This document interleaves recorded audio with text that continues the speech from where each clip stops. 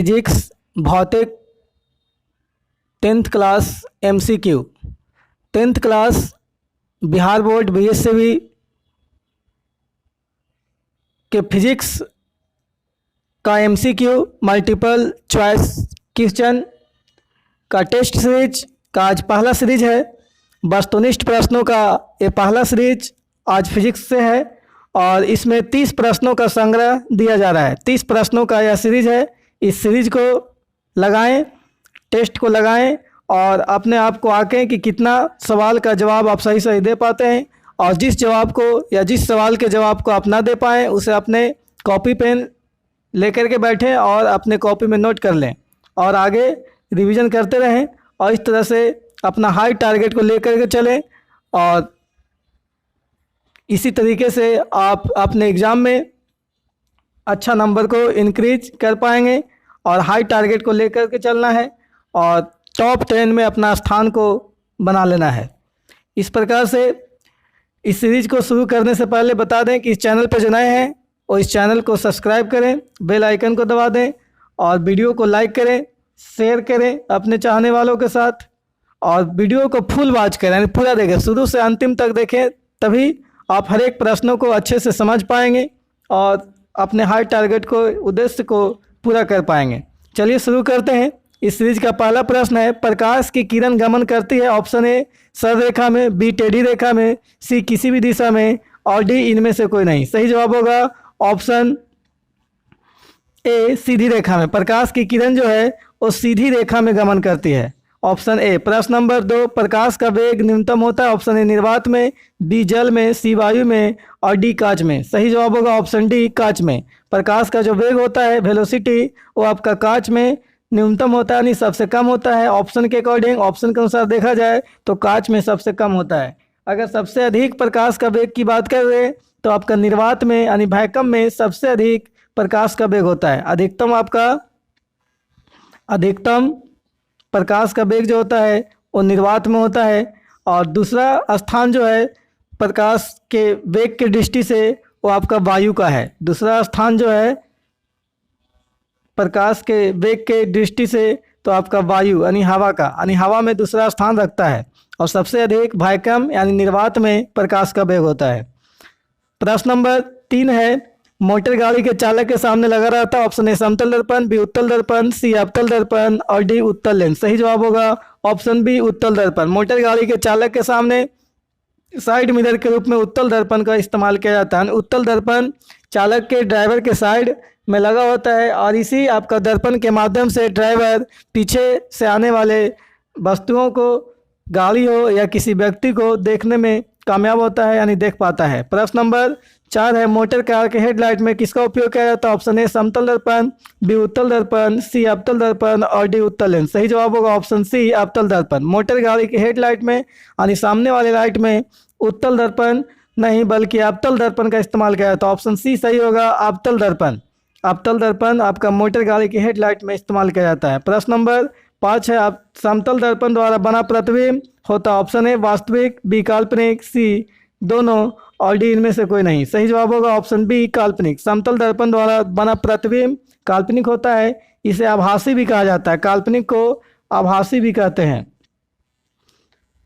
आभासी आपका समतल दर्पण का जो उपयोग होता है वो घरों में किया जाता है। घरों में हम लोग चेहरा देखने के लिए समतल दर्पण का उपयोग करते हैं और इसमें बना प्रतिबिंब यानी इमेज जो होता है काल्पनिक होता है, आभासी होता है। प्रश्न नंबर 6 है, लेंस की क्षमता का ऐसा मात्रक होता है ऑप्शन ए डायोप्टर, बी आपका ल्यूमेन, सी लक्स और डी एंगस्ट्रम। सही जवाब होगा ऑप्शन ए डायोप्टर, जिसे डी से सूचित किया जाता है। कैपिटल डी से आपका डायोप्टर को सूचित किया जाता है, यानी लेंस का जो क्षमता होता है वो डायोप्टर होता है। ऐसा क्षमता आपका लेंस का क्षमता का ऐसा मात्रक डायोप्टर होता है, जिसे डी से सूचित करते हैं। प्रश्न नंबर 7 है, प्रकाश की किरणों का पथ दर्शाने वाले चित्रों को क्या कहा जाता है ऑप्शन ए किरण आरेख, बी फोकस, सी किरण पुंज, डी इनमें से सभी। सही जवाब होगा ऑप्शन ए किरण आरेख। प्रकाश की किरणों का पथ दर्शाने वाले चित्रों को किरण आरेख कहते हैं, किरण आरेख। प्रश्न नंबर 8 है, 2 डायोप्टर क्षमता वाले लेंस का फोकसांतर होता है ऑप्शन ए 20 सेंटीमीटर, बी में 30 सेंटीमीटर, सी 40 सेंटीमीटर और डी 50 सेंटीमीटर। सही जवाब होगा ऑप्शन डी 50 सेंटीमीटर। दो डायोप्टर क्षमता वाले लेंस का फोकसांतर आपका 50 सेंटीमीटर होता है। इसका फार्मूला होता है लेंस का क्षमता बराबर 100/f centimetre. 100/f centimetre 100/f centimetre होता है। इसी पे आपका बनाया, जैसे लेंस का क्षमता आपका दिया हुआ है 2 डायोप्टर यानी 2 बराबर 100/f, तो f इससे निकल जाएगा, यहाँ 2 से काटेंगे 50 बार में कट जाएगा, तो f बराबर आपका 50 सेंटीमीटर। f बराबर 50 सेंटीमीटर हो जाएगा। इस प्रकार से अगर लेंस का क्षमता अगर दिया हुआ रहेगा मीटर में तो उसको बदल लेंगे, 100 सेंटीमीटर बराबर 1 मीटर होता है, चेंज कर लेंगे। प्रश्न नंबर 9 है, किसी उत्तल लेंस का फोकसांतर 50 सेंटीमीटर है तो उसकी क्षमता क्या होगी।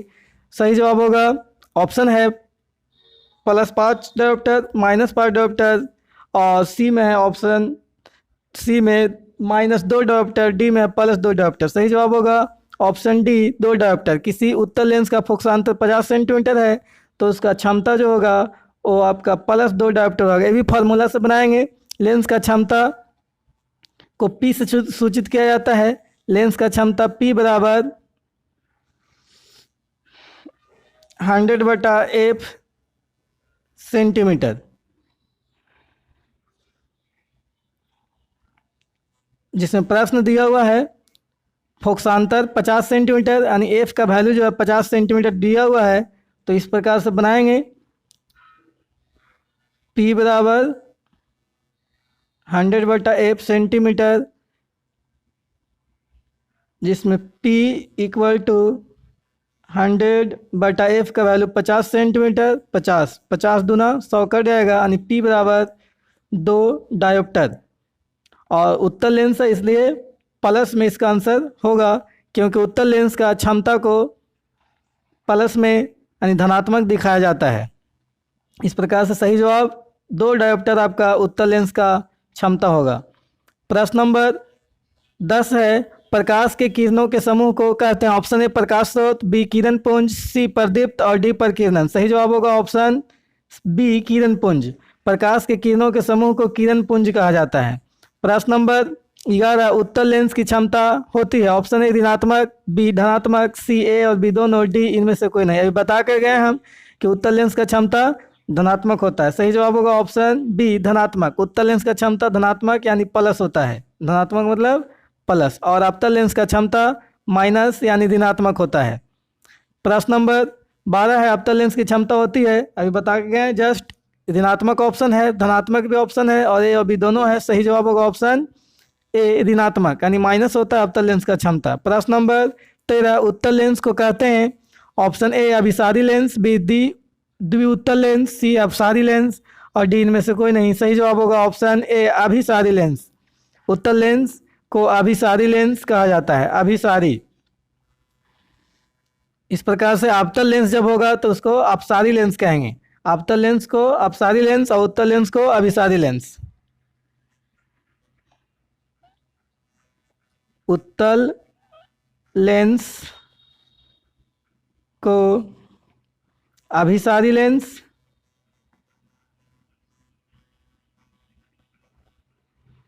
और अवतल लेंस को अभिसारी ना कह के अपसारी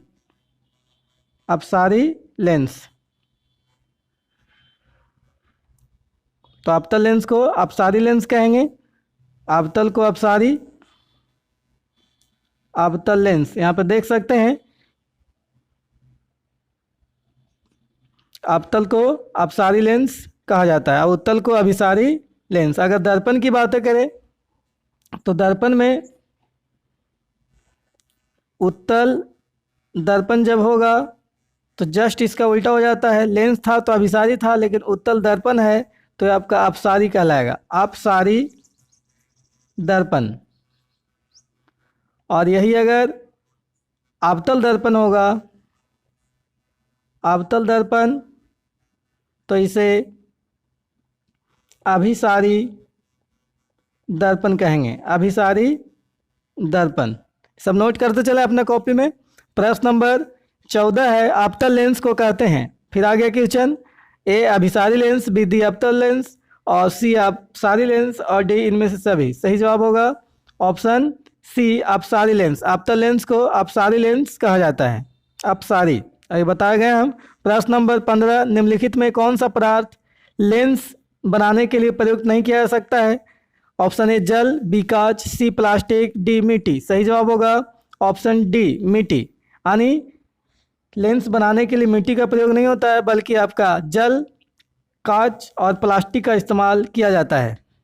प्रश्न नंबर 16, किस दर्पण से हमेशा वस्तु से छोटा प्रतिबिंब प्राप्त होता है। ऑप्शन ए समतल, बी उत्तल, और सी अवतल, और डी कोई नहीं। सही जवाब होगा ऑप्शन बी उत्तल।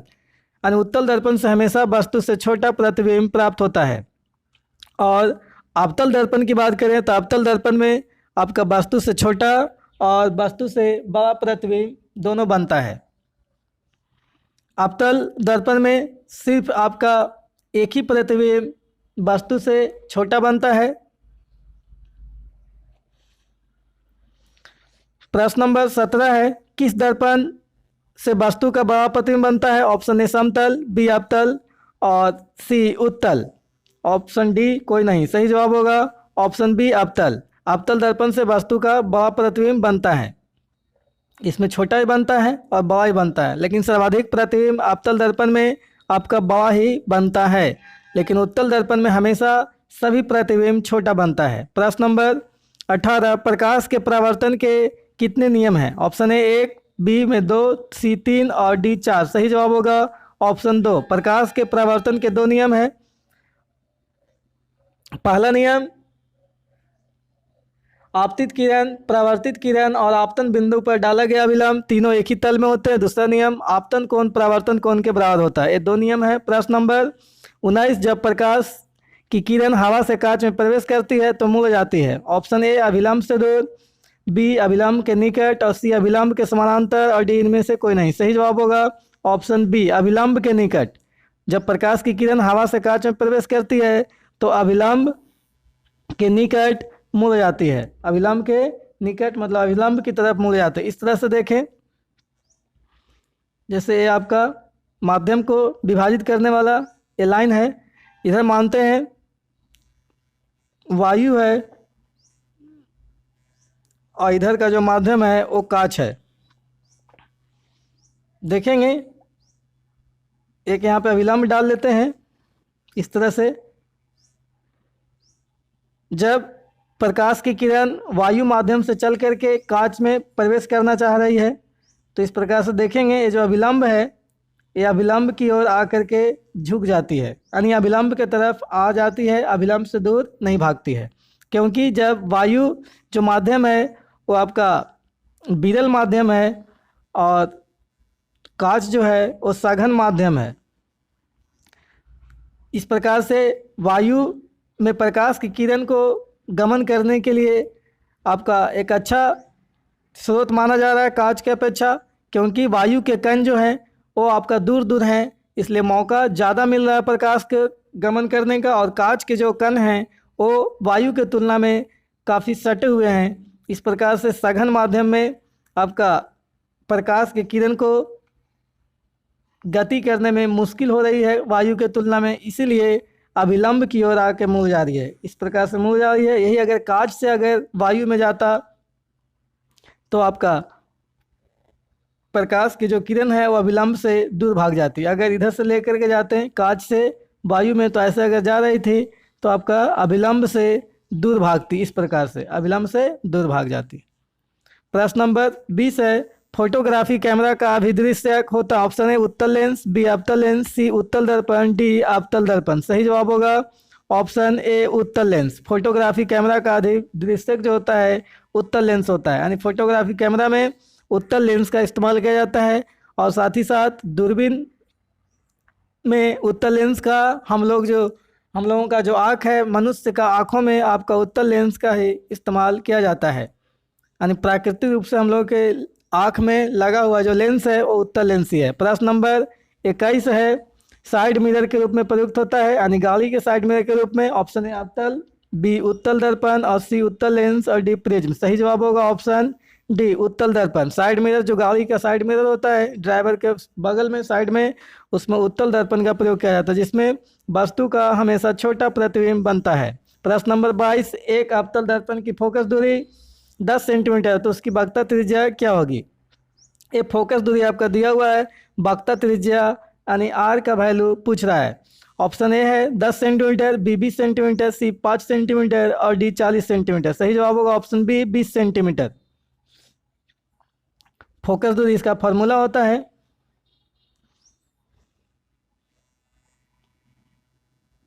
एफ बराबर आर बटा 2, यानी एफ जो है वो आपका 10 दिया हुआ है, तो एफ के सामने 10, आर और बटा में 2, क्रॉस मल्टीप्लिकेशन करेंगे तिरछा तिरछी गुना, तो आर बराबर 10 गुने 2 यानी 20 हो जाएगा, तो 20 सेंटीमीटर सही जवाब है। यानी अवतल दर्पण का 20 सेंटीमीटर वक्रता त्रिज्या होगा, क्योंकि इसका फोकस दूरी 10 सेंटीमीटर दिया हुआ है। प्रश्न नंबर 23 है, निर्गत किरण एवं अभिलंब के बीच के कोण को कहते हैं? ऑप्शन ए आपतन कोण, बी परावर्तन कोण, सी निर्गत कोण और डी इनमें से कोई नहीं। सही जवाब होगा ऑप्शन बी परावर्तन कोण। निर्गत कोण मतलब प्रकाश की जो किरणें होती है, आने वाली किरण आकर के जब टकराती है और टकराने के बाद जब उसी माध्यम में वापस लौट जाती है, तो आपका परावर्तित किरण और अभिलंब के बीच का जो कोण बनता है वो आपका परावर्तन कोण कहलाता है। इस प्रकार से आप देख सकते हैं कि आपका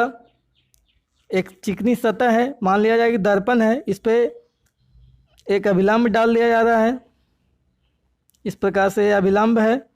अब इधर से आने वाली प्रकाश की किरण आपतित किरण है, ये आपतित किरण, और ये टकराने के बाद उसी माध्यम में लौट जा रही है, इस प्रकार से ऐसे ये परावर्तित किरण है। तो यही परावर्तित किरण को निर्गत किरण कहा जा रहा है, निर्गत किरण। तो अभिलंब ये है, तो अभिलंब और निर्गत किरण के बीच में जो बना हुआ है कोण जो बन रहा है, इसी कोण को परावर्तन कोण कहा जा रहा है, क्योंकि निर्गत किरण यानी परावर्तित किरण, इसी को परावर्तित किरण कहेंगे, परावर्तित किरण। तो परावर्तित किरण और अभिलंब के बीच बने कोण ही आपका परावर्तन कोण कहला रहा है। अगर एक कोण की बात करते हैं आपतन कोण ये कहलाता है, क्योंकि आपतित किरण और अभिलंब के बीच बन रहा था, तो आपतित किरण और अभिलंब के बीच बना हुआ कोण की बात करते हैं इस कोण का, तो ये आपका आपतन कोण होता।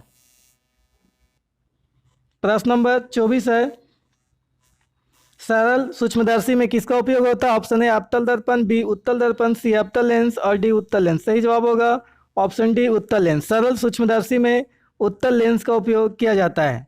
सरल सूक्ष्मदर्शी साधारण माइक्रोस्कोप में उत्तल लेंस का इस्तेमाल किया जाता है। प्रश्न नंबर 25, किस लेंस के द्वारा सिर्फ काल्पनिक प्रतिबिंब बनता है? ऑप्शन ए उत्तल, बी अवतल, सी बाइफोकल, डी इनमें से कोई नहीं। सही जवाब होगा ऑप्शन बी अवतल। किसी लेंस के द्वारा सिर्फ काल्पनिक प्रतिबिंब बनता है, तो वो आपका जो लेंस है कौन सा लेंस होगा? तो अवतल लेंस। अवतल लेंस के द्वारा सिर्फ काल्पनिक प्रतिबिंब बनता है। अगर दर्पण की बात करते हैं तो अवतल जब दर्पण होता तो अवतल दर्पण में वास्तविक और काल्पनिक दोनों प्रकार का प्रतिबिंब बनता है, लेकिन अवतल लेंस की बात कर रहा है तो सिर्फ काल्पनिक प्रतिबिंब बन रहा है। लेकिन अगर उत्तल दर्पण की बात करते हैं तो उत्तल दर्पण में सिर्फ आपका काल्पनिक प्रतिबिंब यानी आभासी प्रतिबिंब बनता है। यानी लेंस और दर्पण में अपोजिट का रिलेशन होता है, उल्टा रिलेशन बनता है। जब देख रहे हैं कि अवतल लेंस में काल्पनिक प्रतिबिंब बन रहा है तो दर्पण की बात करेंगे तो उत्तल दर्पण होगा, तब जाके काल्पनिक प्रतिबिंब सिर्फ बनेगा।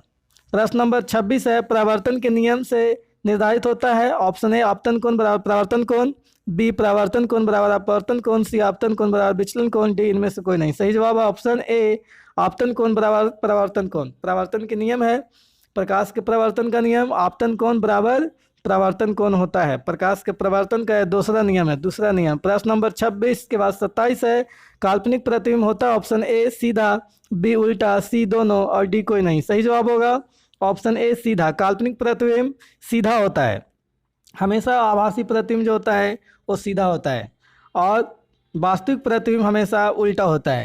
यानी कहने का मतलब है इस प्रकार से याद रखने का तरीका अगर अपनाएंगे तो जो आपका काल्पनिक चीज़ होता है, जो हम लोग कल्पना करते हैं, वो आपका हमेशा सीधा होता है, और जो वास्तविक में हम लोग सोचते हैं वो हमेशा उल्टा हो जाता है।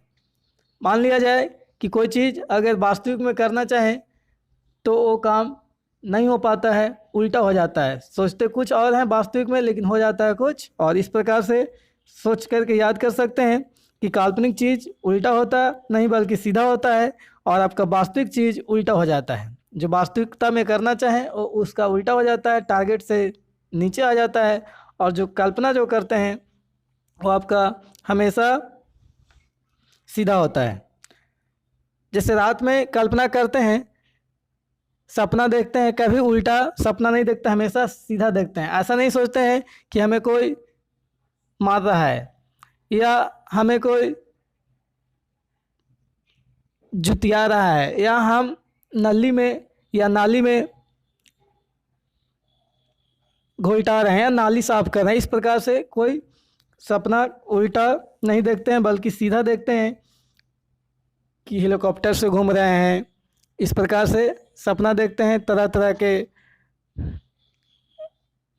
आयोजनों में भाग ले रहे हैं। इस प्रकार से सोचते हैं सीधा सीधा। काल्पनिक जो हम लोग कल्पना करते हैं वो आपका सीधा ही होता है। इस प्रकार से याद रखें। प्रश्न नंबर 28 है, लेंस में मुख्य फोकस की संख्या कितनी होती है? ऑप्शन ए 2, बी 1, सी 3 और डी कोई नहीं। सही जवाब होगा ऑप्शन 2, लेंस में मुख्य फोकस की संख्या 2 होती है। प्रश्न नंबर 29 है, सर्च लाइट का परावर्तक सतह होता है? ऑप्शन ए उत्तल, बी अवतल, सी समतल और डी कोई नहीं। सही जवाब होगा ऑप्शन बी अवतल। सर्च लाइट का परावर्तक सतह अवतल होता है।